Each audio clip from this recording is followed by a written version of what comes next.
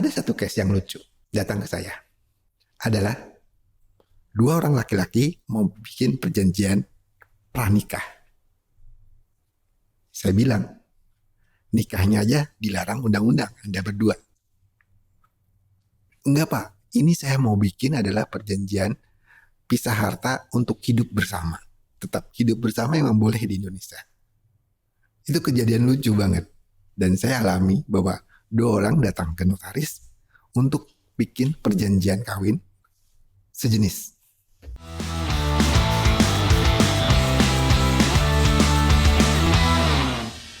Welcome to Open Mind Podcast.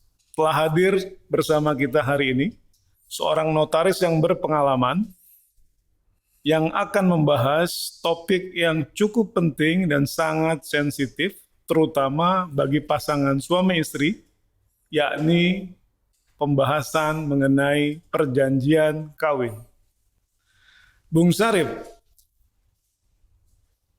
kalau kita bicara perjanjian kawin, itu seakan-akan pasangan suami istri itu saling tidak percaya. Apakah itu yang menjadi dasar adanya pasangan suami istri yang akan melakukan persetujuan membuat perjanjian kawin? Banyak kejadian Pak Rahman. Calon suami istri yang sudah mau melangkah ke tahap perkawinan itu tidak jadi. Oleh karena salah satu pihak. Kalau pihaknya udah setuju, tapi keluarga dari suami atau istri sering terjadi kesalahpahaman karena misalnya dari keluarga calon suami menyodorkan untuk tanda tangan perjanjian kawin. Keluarga dari si istri tersinggung dengan masalah tersebut. Karena perjanjian kawin di kita masih sesuatu yang sensitif. Tetapi masyarakat harus diedukasi. Karena banyak positifnya daripada negatifnya. Sebentar. Kata sensitif tadi mengacu pada hal apa? Toh perjanjian kawin itu sudah disinggung dalam undang-undang perkawinan dan itu dibolehkan. Kenapa harus sensitif kalau memang itu merupakan bagian dari perkawinan itu sendiri? Ataukah tadi misalnya kalau kita bikin perjanjian kawin sebelum kawin, berarti kayaknya kita nggak bisa saling percaya nih. Apakah falsafah itu yang ada dalam benak atau dalam budaya masyarakat Indonesia pada umumnya? Bisa dikatakan gitu. Salah satu faktor. Karena budaya kita itu, orang menikah itu tidak berpikir tentang harta. Ditakutkan banyak orang, para pihak itu, calon suami istri, belum juga nikah, udah mikirin harta. Itu sering terjadi persepsi di masyarakat. Padahal itu sangat berguna setelah perkawinan apabila ada perjanjian kawin. Jadi tradisi ini yang harus diedukasi ke masyarakat. Jadi maksud Anda lebih banyak untungnya bikin perjanjian kawin daripada ruginya? Ya. Padahal tadi belum apa-apa bisa membuat perkawinan bisa batal. Ya, banyak case terjadi bahwa biasanya kalau dari banyak terjadi di masyarakat itu ketika ada ketimpangan ekonomi dari salah satu calon pasangan. Kalau ekonominya sama itu mulus ya untuk ke jenjang ya, tidak ada permasalahan apapun. Tapi ketika ada salah satu pihak yang agak jomplang di segi ekonomi, itu yang si istri atau suami yang ekonominya lebih rendah daripada satunya, itu akan tersinggung masalah tersebut. Jadi ini lebih kepada apabila pasangan calon suami istri dengan taraf ekonomi yang relatif sama, bisa menerima atau lebih bisa menerima seandainya perjanjian kawin masuk sebagai salah satu syarat adanya perkawinan. Ya, salah satunya adalah bahwa kalau ekonomi sama itu lebih menerima. Tetapi ada juga bahwa di kalangan milenial setelah tahun 2000 tentang perjanjian perkawinan itu meningkat.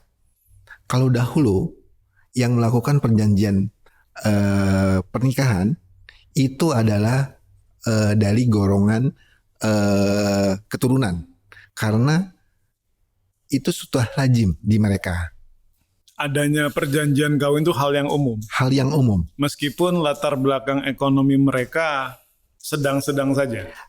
Oke, biasanya itu di beberapa daerah, misalnya meskipun keturunan itu di ekonomi menengah. Kalau ekonomi bawah sampai menengah itu kayak di di Singkawang, dia di Tangerang itu masih jarang. Tetapi untuk keturunan juga khusus untuk yang latar belakang menengah sebelum tahun 2000. Tetapi setelah tahun 2000 itu banyak masyarakat teredukasi bahwa untuk golongan non pribumi maupun yang pribumi udah sadar. Di salah satu sisi si calon suami istri udah sepakat untuk mengadakan perjanjian pranikah, tetapi di keluarga belum. Banyak terjadi, yaitu di antara mereka udah setuju, tetapi di keluarga belum. Di keluarga suami udah setuju, di keluarga istri belum. Itu emang perlu edukasi tentang perjanjian pranikah. Lah kalau tadi Bung Syarif bicara untung, apa untungnya melakukan perjanjian kawin? Keuntungnya adalah melindungi keluarga. Misalnya harta-harta yang didapat si istri dari hasil usahanya, dia beli aset, ketika si suami dalam keadaan pailit, bangkrut, atau apapun ya, harta istri tidak akan diambil. Karena si suami pinjam ke bank atau ke kreditur lain dipailitkan. Jadi si istri itu dilindungi. Harta istri tidak dapat dijadikan budel pailit. Kalau seandainya ada perjanjian kawin. Ada perjanjian kawin. Kalau tidak ada perjanjian kawin, si istri, harta si istri yang lahir dari misalnya warisan orang tuanya, itu bisa terseret menjadi objek budil pailit. Begitu maksud Anda? Bisa masuk. Bisa masuk. Tapi kalau si istri bisa membuktikan bahwa harta itu didapat sebelum perkawinan, itu tidak bisa masuk. Tetapi itu kan perlu effort. Bahwa untuk membuktikan bahwa harta itu bukan harta dari waktu perkawinan. Banyak kejadian bahwa aset itu dari orang tua, tanah kosong. Tetapi waktu bangun bersama itu jadi harta bersama. Itu yang menjadi mengapa perjanjian kawin itu sangat melindungi misalnya istri apabila si suami yang berhutang ke orang lain. Itu.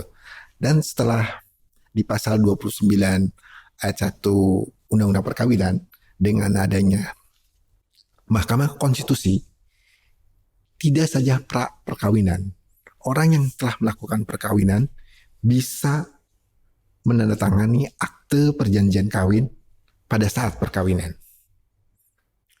Dalam masa perkawinan? Masa perkawinan. Itu kemajuan bagi kita. Kalau dulu waktu perkawinan nggak bisa. Sebelum harusnya? Ya sebelum. Kalau seandainya ada harus penetapan pengadilan. Tetapi sekarang dua orang yang telah terikat perkawinan bisa melakukan perjanjian kawin, tetapi berlakunya sejak didaftarkan di catatan sipil bahwa mereka telah melakukan perjanjian kawin dan tidak berlaku ke belakang. Berlakunya ke depan. Kalau dia diperlukan edukasi, padahal itu sudah menjadi sesuatu yang dibolehkan, diizinkan oleh undang-undang, bahkan undang-undang perkawinan sendiri ya sejak tahun 74, kenapa sampai sekarang masih ada yang sensitif, yang merasa bahwa ya mungkin dianggap kok tidak etis ya bikin perjanjian kawin sebelum perkawinan atau pada saat perkawinan. Mungkin saja ketika masa perkawinan, karena kita tahu kan, siapa tahu salah satu pasangan misalnya si istri atau si suami punya usaha dan dia ada resiko digugat oleh pihak lain sehingga dibikinlah perjanjian kawin pada masa perkawinan sebelum timbul masalah-masalah Masalah hukum seperti itu. Hmm. Tapi kalau sebelum perkawinan, kenapa kok sampai saat ini pun Anda bilang masih ada yang seakan-akan dianggap tidak etis atau melecehkan salah satu pasangan atau keluarga pasangan dari calon suami istri itu sendiri? Mungkin salah satu faktor ada budaya. Budaya di kita membicarakan harta itu sesuatu yang tabu. Itu yang perlu terus diedukasi. Jadi masih budayanya masih bahwa kita menuju sesuatu yang sakral, perkawinan. Jangan dicampur adukan sama harta benda. Sesuatu yang sakral dicampur adukan sama harta. Itu masih budaya kita masih tabu, tabu. masih dianggap ya tidak etis lah ya. Tidak etis. Seakan-akan apa bisa dibangun sebuah perkawinan yang sakral dengan menggunakan tata cara secara materialisme seperti itu ya. Ya, dimulai dengan sesuatu yang materialisme. Padahal mungkin saja itu bisa berdampak kalau memang tidak ada hartanya. Sulit juga untuk mempertahankan perkawinan itu. Ya. Dan ada hal yang lain yang kira-kira menyebabkan perjanjian kawin ini sangat dianggap bisa menyinggung perasaan atau dianggap tidak etis bagi salah satu pasangan atau keluarga dari salah satu pasangan tersebut, selain persoalan budaya tadi. Masalah misalnya pemahaman atau latar belakang pendidikan. Ya. Rata-rata latar pendidikan. Karena yang telah melakukan perjanjian kawin rata-rata kalau di statistik ya, kalau yang datang ke saya itu rata-rata udah sarjana, lulus sarjana. S1 ya. S1 minimal ya. Jadi minimal pendidikan dia lebih sarjana. Ya, mengerti. Itulah yang sehingga juga Anda katakan tadi Bung Sarip bahwa kaum milenial pun mulai menggunakan perjanjian kawin. Ya. Dan ini jadi tren di karangan milenial. Tren sih belum. Belum. Karena masih rendah yang melakukan perjanjian kawin. Misalnya ada 100, paling 3-4 orang yang melakukan perjanjian kawin. Masih termasuk rendah. Dari pengalaman Anda, Bung Sarip, yang melakukan perjanjian kawin, kalau dari pertimbangan latar belakang ekonomi, itu rata-rata menengah ke atas? Menengah ke atas. Menengah ke atas. Mana jarang sekali dari menengah ke bawah melakukan perjanjian kawin. Menengah ke atas itu si pasangan si calon suami istri sendiri atau latar belakang keluarganya?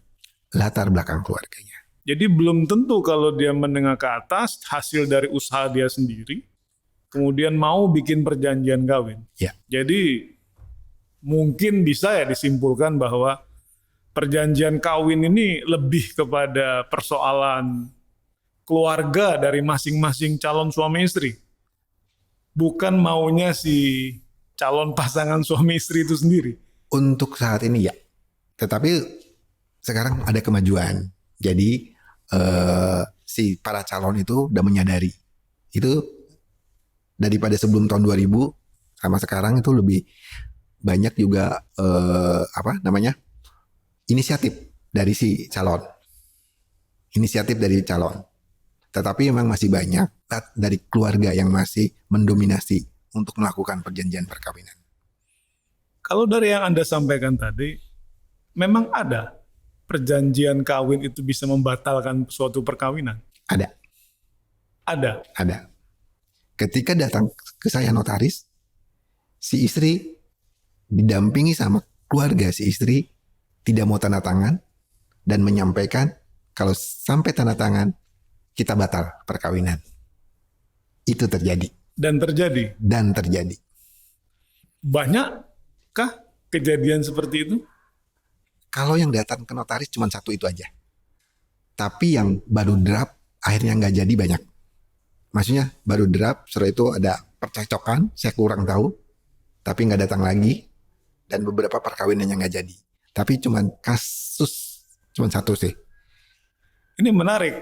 Mungkin perjanjian kawin ini bisa dikategorikan salah satu penyebab gagalnya terjadi perkawinan. Kalau selama masa perkawinan ada Masa perkawinan rata-rata sebelum ke notaris sudah ada kesepakatan. sudah ada kesepakatan. Kesepakatan antara suami istri bahwa dia kan si istri atau suami memahami bagaimana positifnya kalau dilakukan perjanjian perkawinan. Yang sering terjadi kesalahpahaman adalah perjanjian perkawinan bahwa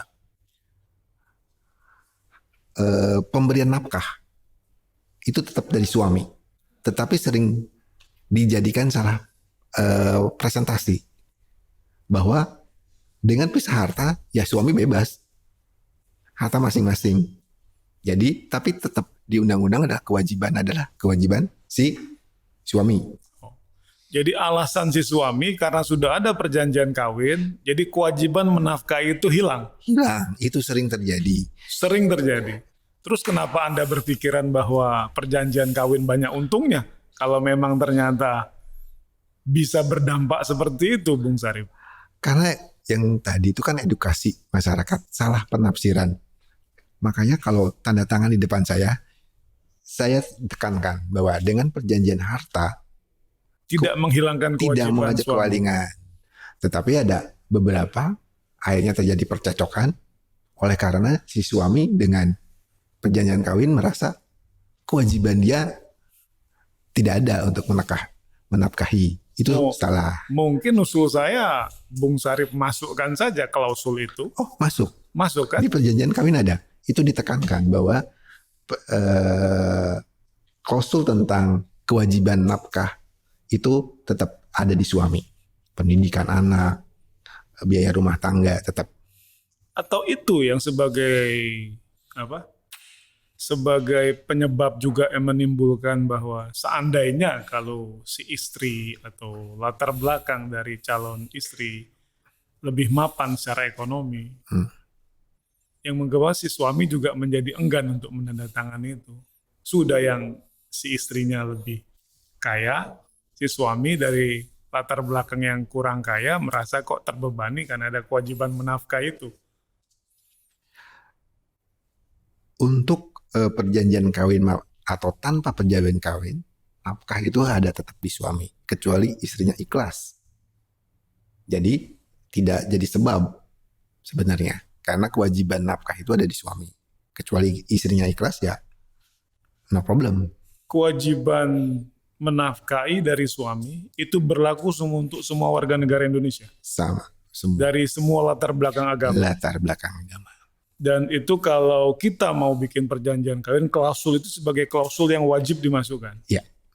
Terlepas kalau dari istri itu punya kemampuan ekonomi yang lebih tinggi daripada suami. Ya. Ruginya apa, Pak Bung Sarip?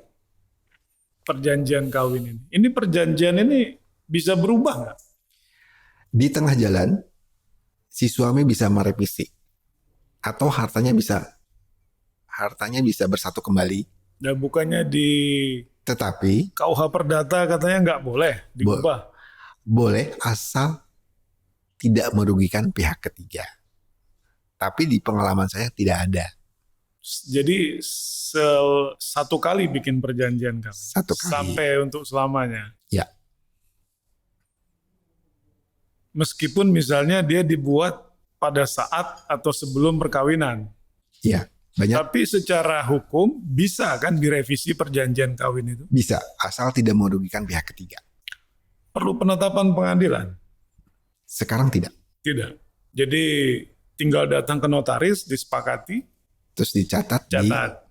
dicatat di catatan sipil untuk yang non muslim, di KUA yang muslim. Kalau bikin perjanjian kawin kan sebagaimana mestinya bikin perjanjian kan? Tidak ada misalnya si mertua harus memberikan tanda tangan Tidak. atau menyetujui atau tidak menyetujui. Jadi murni si suami istri kan yang menandatangani. Kedua belah pihak. Kedua belah pihak saja kan? Ya. Sehingga tidak memerlukan persetujuan atau pelarangan dari orang lain di luar para pihak suami istri itu sendiri. Ya.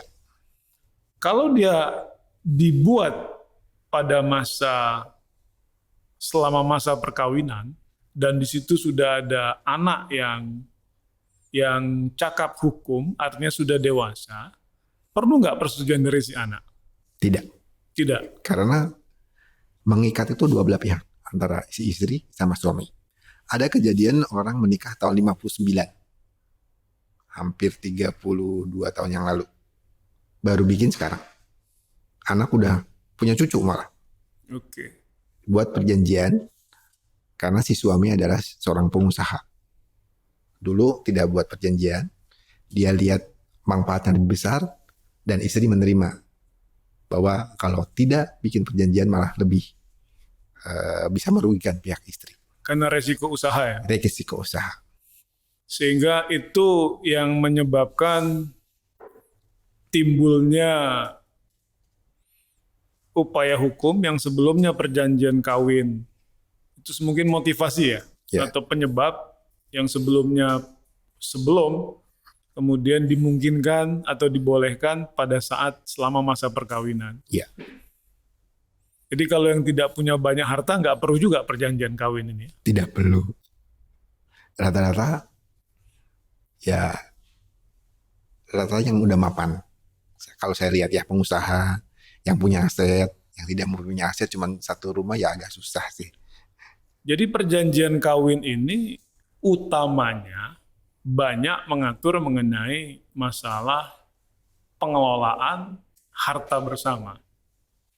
Atau ada lain yang biasanya dibikin perjanjian kawin. Misalnya bicara tentang boleh atau tidaknya mengajukan gugatan cerai. Ada nggak itu, Bung Sarip? Ini orang bikin perjanjian kawin. Perjanjian kawin sama dengan perjanjian lain, kebebasan berkontrak. Tetapi tidak boleh melanggar aturan. Itu yang perlu. Ada beberapa yang meminta ke saya, yaitu biasanya dimasukin klausul KDRT. Si suami atau si istri tidak boleh KDRT itu masih. Tetapi karena pasangan itu masih masih yang sebelum perkawinan masih cinta-cinta tuh, hampir dikatakan tidak ada yang mengatur tentang apabila salah satu selingkuh atau apa. Sebenarnya itu bisa dimasukin. Bisa kan? Bisa. Karena berdasarkan asas atau prinsip kebebasan berkontrak, sepanjang tidak melanggar aturan, itu boleh. Itu boleh. Kan banyak itu kita tonton juga di film-film itu. Ada seorang suami bikin perjanjian dengan istrinya, kalau si istri misalnya selingkuh, dia nggak bisa dapat uang dengan jumlah tertentu. Atau sebaliknya, kalau si suami selingkuh, si istri bisa gugat cerai dengan dapat harta sekian rupiah. Bisa. Itu dimungkinkan? Dimungkinkan. Karena itu masih dalam koridor kebebasan berkontrak. Ya, tidak ada yang dilanggar. Jadi tidak melulu bicara masalah pembagian atau pengelolaan harta bersama. Jadi bisa apapun dengan prinsip tidak boleh melanggar aturan hukum yang berlaku. Ya. Berapa biaya bikin perjanjian kawin, Bung Sarip? Untuk biaya relatif sekali. Dan itu berlaku ketika didaftarkan di kantor catatan sipil. Iya, KUA. Jadi biasanya datang ke notaris bisa sebulan sebelum, bisa seminggu sebelum, kita buat tanda tangan, kita buat salinan, dan meminta ke para pihak untuk segera didaftarkan. Segera didaftarkan pada saat perkawinan, akte itu udah ada, pas perkawinan atau pemberkatan untuk yang Kristen, itu akan dicatat sama petugas catatan sipil di buku nikahnya. Ada nggak orang yang pernah membatalkan perjanjian perkawinan di luar para pihak itu? Dimungkinkan nggak? Tidak. Karena itu yang bisa membatalkan dua belah pihak.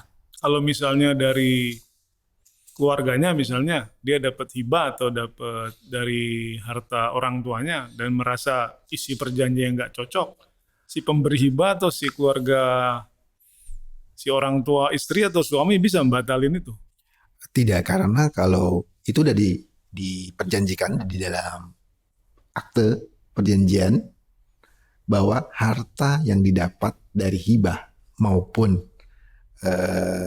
pemberian orang tua atau harta yang sebelum perkawinan yang didapat dia itu merupakan harta bawaan, tidak masuk jadi penguasaan masing-masing, bukan harta campur.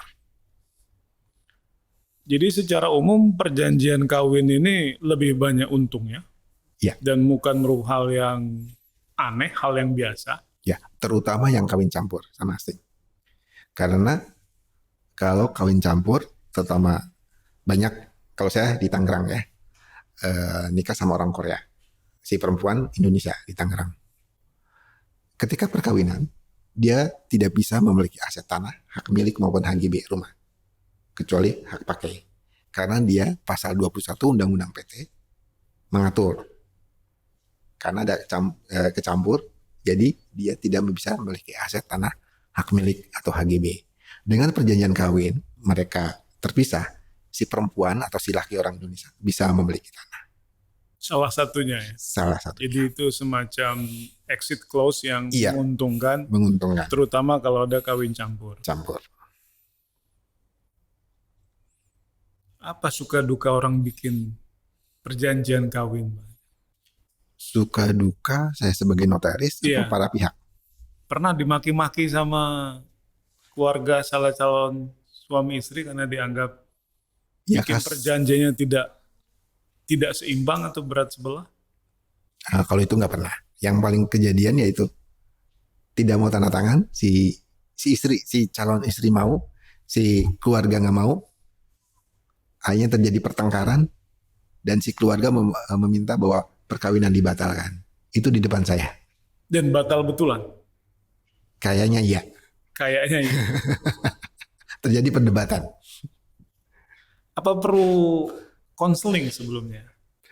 Mungkin sosialisasi. Jadi waktu tanda tangan itu si keluarga nggak tahu mau apa. Keluarga si istri nggak tahu. Ujung-ujung dari notaris tahunya bahwa mereka udah saling tahu. Ketika waktu dibacain kaget. Ya itu. Jadi sebelum datang ke notaris harusnya pihak dari si calon mempelai maupun dari keluarga harusnya udah tersosialisasi masalah tersebut.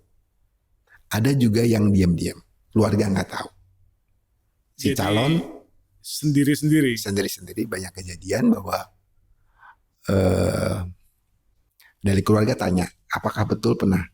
Ya betul. Si keluarga istri nggak tahu bahwa si anaknya nggak tahu yang namanya cinta ya, tanda tangan aja. Waktu itu bisa dibatalkan? Tidak. Dibatalkan bisa atas kesepakatan dua belah pihak dibatalkan dan tidak merugikan pihak ketiga. Jadi itu tidak bisa digugat untuk dibatalin? Ya bisa. Karena yang tanda tangan para pihak itu sendiri. Iya udah cakap. Sudah seakan-akan mutlak betul itu perjanjian perkawinan. Iya. Menurut Bung Syarif, perlu nggak kalau memang ada pihak-pihak yang dirugikan atas suatu perjanjian kawin yang dianggap kurang memenuhi prinsip keadilan, keseimbangan, atau perlindungan hukum bagi para pihak dan juga mungkin keluarganya diberikan semacam peluang, kesempatan untuk membatalkan perjanjian kawin itu? Seperti yang lain ada perjanjian perkawinan, perjanjian para pihak ya, merupakan hukum bagi yang tanda tangan. Sepanjang perjanjian itu sesuai koridor di KUH di aturan, itu sebenarnya tidak bisa dibatalkan ya, kecuali pihak kreditur biasanya yang merasa dirugikan dengan aturan tersebut. Pernah ada dengar pihak-pihak kreditur mengajukan gugatan atas suatu perjanjian kawin yang merugikan kreditur itu karena ada perjanjian kawin sehingga mungkin dia tidak bisa eksekusi jaminan tertentu atau aset tertentu yang merupakan bagian dari perjanjian pinjam meminjam?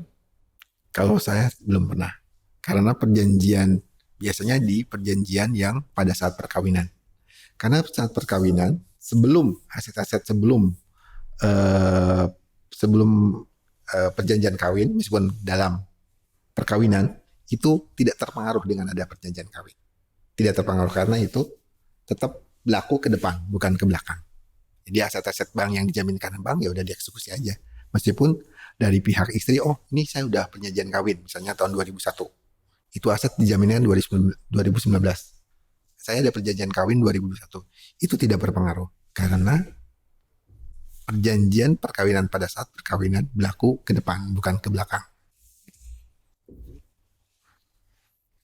Kalau untuk yang poligami gimana menurut Bung Sarip? Apakah perlu perjanjian perkawinan? Poligami itu akan ke satu agama tertentu kan. Karena di yang agama lain tidak membolehkan tentang poligami. Kalau saya tidak ada case tentang perjanjian kawin terhadap yang poligami, tetapi kalau ada juga kita terima. Karena itu kesepakatan dua belah pihak. Sepanjang itu perkawinan yang sah. Perkawinan yang sah. Bukan perkawinan yang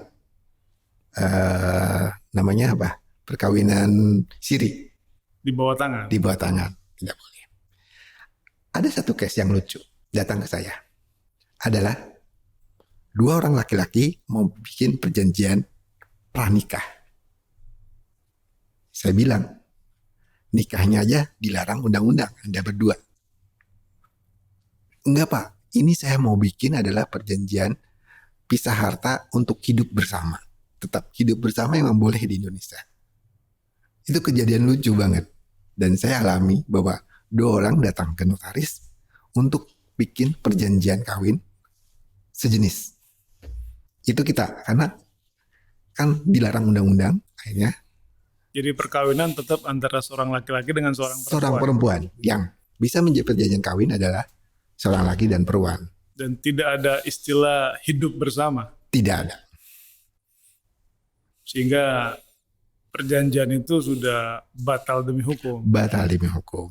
Itu kejadian, ya sok juga mau bikin perjanjian. Lucu. Kenapa bisa begitu, Bung Sarip? Ada orang seperti itu. Karena di negara lain untuk hidup bersama bisa dibikin satu perjanjian di negara lain ya, bukan di Indonesia. Baik antara laki perempuan yang hidup bersama maupun antara laki dan yang dalam tanda kutip laki sama laki. Dan ini orang Indonesia semua. Orang Indonesia semua. Bukan orang asing kan? Bukan. Masih beruntung tidak ada terobosan hukum dari Bung Sarip untuk menyelesaikan persoalan perjanjian nikah sesama jenis. Kan dilarang, nggak boleh. Jadi kita melanggar peraturan. Kalau misalnya perjanjian kawin itu lupa didaftarkan di kantor catatan sipil atau KUA, dan dia sudah berjalan sedemikian rupa sampai bertahun-tahun, apakah bisa dikatakan itu masih sah? Perjanjian kawin yang tidak didaftarkan, cuma di akte notaris.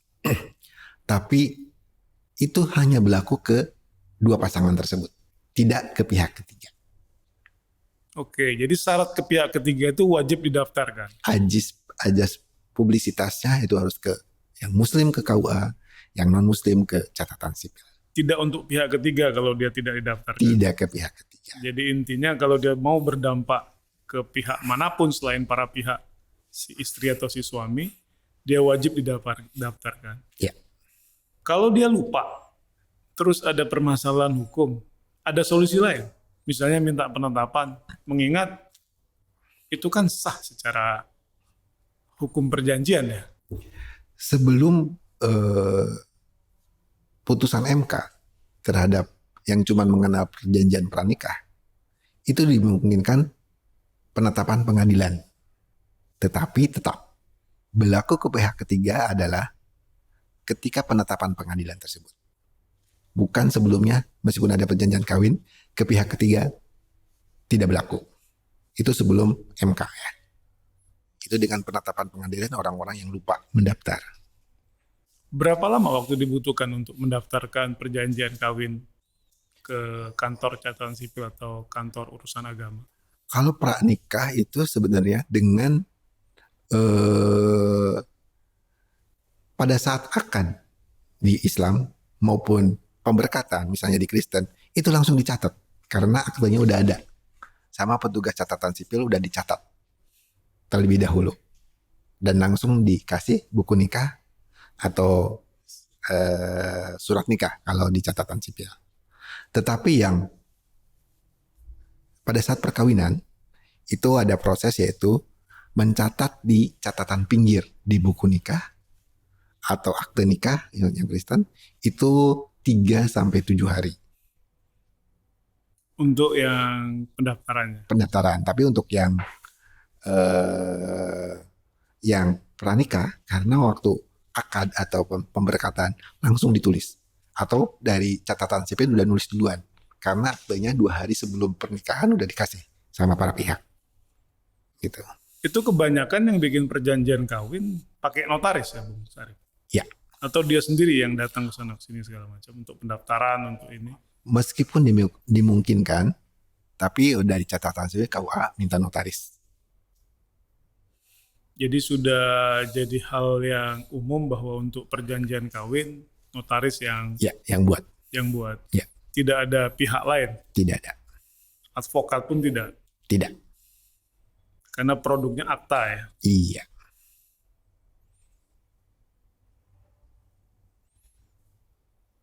Salah satu upaya yang menurut Bung Sarip bisa dilakukan ketika orang bisa menerima suatu perjanjian kawin, apa Bung Sarip? Karena tadi kadangkala saya sendiri mendengar perjanjian kawin itu kayaknya ada apa ya, kok Anda minta atau perjanjian kawin misalnya ke calon istri atau keluarga calon istri.